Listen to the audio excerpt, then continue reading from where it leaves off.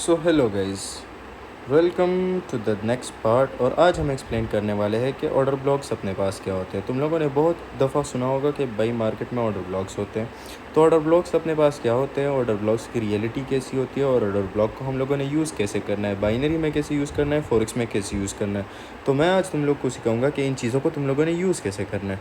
Simple समझ लो, market में दो तरह की मूवमेंट आती है, एक अप मूवमेंट आती है, एक डाउन मूवमेंट आती है। अब यहाँ से हम लोग समझते हैं कि ऑर्डर ब्लॉक अपने पास क्या होता है। फ़र्ज़ करो मार्केट में मूव आ रहा है, ओके, अप डायरेक्शन का मूव आ रहा है। हम लोग यहाँ से लगा देते हैं, मैं तुम लोग को समझाने के लिए मैं इसको इजी बना रहा हूँ। लाइक अप डायरेक्शन का ये मूव आ रहा है, ओके, अप डायरेक्शन का मूव आ रहा है, ओके। यहाँ से मुझे एक अप की कैंडल दिखी लास्ट वाली, और यहाँ से मार्केट शिफ्ट होके डाउनवर्ड जाने लगा। लाइक मार्केट ने एक बड़ा मूव दिया, ये चीज़ समझ लो, मार्केट ने एक बड़ा मूव दिया, बड़े मूव के साथ मार्केट नीचे गिरने लगा, लाइक बड़ी बड़ी कैंडल्स बनाने लगा तकरीबन। अभी हम लोग ऑर्डर ब्लॉक को समझते हैं। यहाँ से इसको मैं तुम लोग के लिए इजी बना देता हूँ। इजी कैसे बनाएंगे इसको मैं ग्रीन कर देता हूँ, ओके, बिल्कुल। इसको भी मैं ग्रीन कर देता हूँ। लाइक ये ग्रीन कैंडल है अपने पास, ये भी अपने पास एक ग्रीन कैंडल बनी, ओके। ये अपने पास, हम इसको रेड कर देते हैं। सो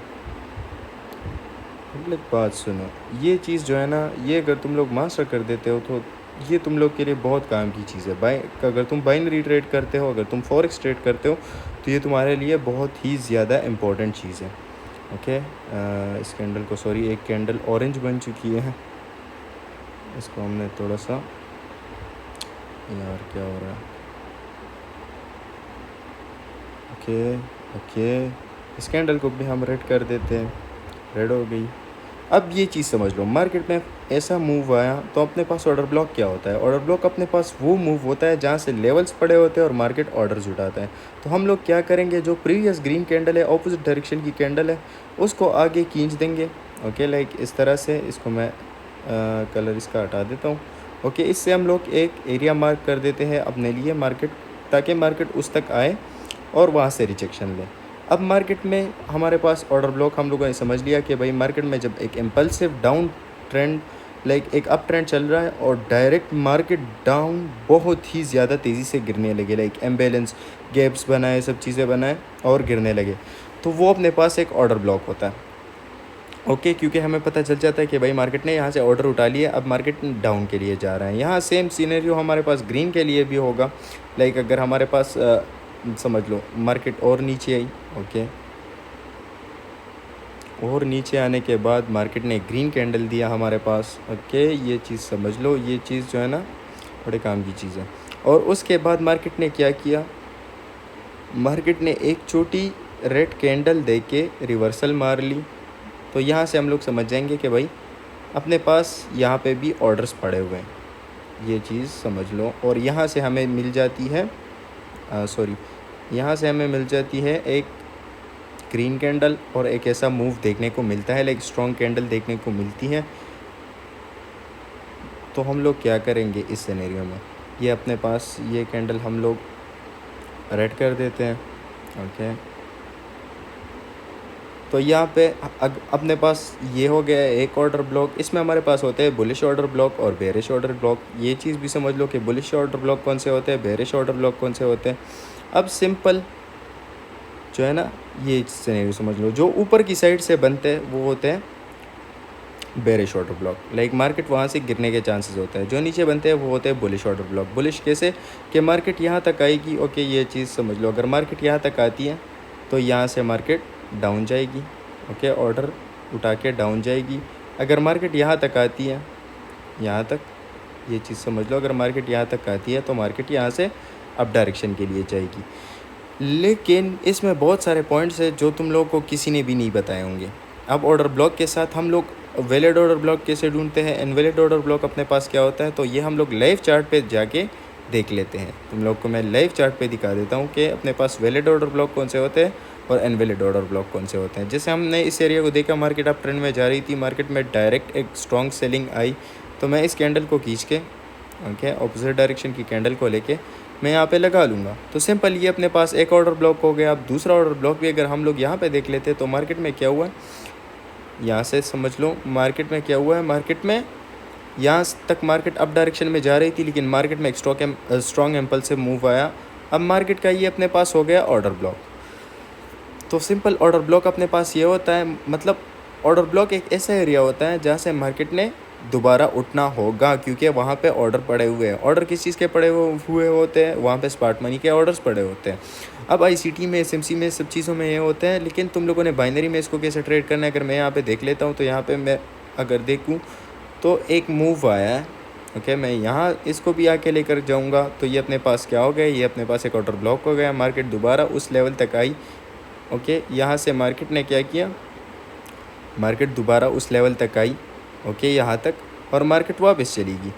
तो ऑर्डर ब्लॉक समझ लिया हमने। अब हमने ऑर्डर ब्लॉक को ट्रेड कैसे करना है? अगर हम ऑर्डर ब्लॉक को ट्रेड करते हैं, ऑर्डर ब्लॉक को तुम लोग, बहुत सारे लोग गलत तरीके से ट्रेड करते होंगे, लेकिन इसका जो वैलिड तरीका है वो कौन सा है, वो हम एक दूसरे चार्ट पर चले जाते हैं। फर्स्टली तुम लोगों ने चार्ट अपना क्लीन रख देना है, क्योंकि चार्ट अगर तुम लोग मैसी करते हो सो तुम लोग ट्रेड नहीं कर पाओगे। क्यों नहीं कर पाओगे? क्योंकि तुम लोग कंफ्यूज हो जाते हो फिर उसमें। अब हम एक ऑर्डर ब्लॉक पकड़ेंगे। ओके, और वैलिड ऑर्डर ब्लॉक को हम लोग कैसे फाइंड करते हैं, इनवैलिड ऑर्डर ब्लॉक को हम कैसे फाइंड करते हैं। अब यहाँ पे देखो, ओके, ये एरिया समझ लो, ये एरिया। ओके, यहाँ से एक सेलिंग आई है। फर्स्टली मैंने तुम लोगों को एक लेक्चर दिया हुआ था फेयर वैल्यू गैप्स। तुम लोगों ने देखना है कि मार्केट में एक मूव आए और मूव के बाद हमें एक फेयर वैल्यू गैप मिले। सो ये अपने पास एक मूव आया और अपने पास एक फेयर वैल्यू गैप भी मिली, तो ये अपने पास एक इंटरनल ऑर्डर ब्लॉक हो गया। एक होते स्विंग ऑर्डर ब्लॉक, एक होते हैं इंटरनल ऑर्डर ब्लॉक। ये अपने पास ऑर्डर ब्लॉक हो गया। अगर मार्केट इस लेवल तक दोबारा आने की ट्राई करती है तो मार्केट ज़रूर यहाँ से ऊपर जाने की कोशिश करेगी। मैं यहाँ से तुम लोग को समझा देता हूँ। ओके, ये चीज़ समझ लो। यहाँ पे अपने पास ऑर्डर ब्लॉक का, यहाँ ऑर्डर ब्लॉक क्यू वैलिड है। ऑर्डर ब्लॉक के ऊपर हमारे पास एफवीजी होनी चाहिए। लाइक ऑर्डर ब्लॉक बना, ऑर्डर ब्लॉक के ऊपर एफवीजी बनी। मार्केट ने क्या किया, मार्केट यहाँ से ऊपर गई। ओके, यहाँ से कंसोलिडेट किया, डाउन आई, और डाउन के बाद मार्केट ने क्या किया, मार्केट ने वापस यहाँ से ऑर्डर उठा के ऊपर निकल गई।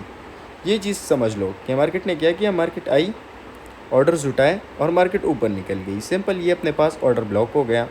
ओके, अब वैलिड ऑर्डर ब्लॉक हम लोगों ने कैसे फाइंड करना है? वैलिड ऑर्डर ब्लॉक, अगर तुम बाइनरी ट्रेड करते हो, तुमने जहाँ पे तुम्हारा ऑर्डर ब्लॉक लग रहा है वहाँ से तुम लोगों ने क्या करना है, यहाँ पे आ जाना है। ओके, यहाँ से हॉरिजॉन्टल लाइन उठा देना है और चिपका देना है। ओके, मैंने हॉरिजॉन्टल लाइन चिपका दिया।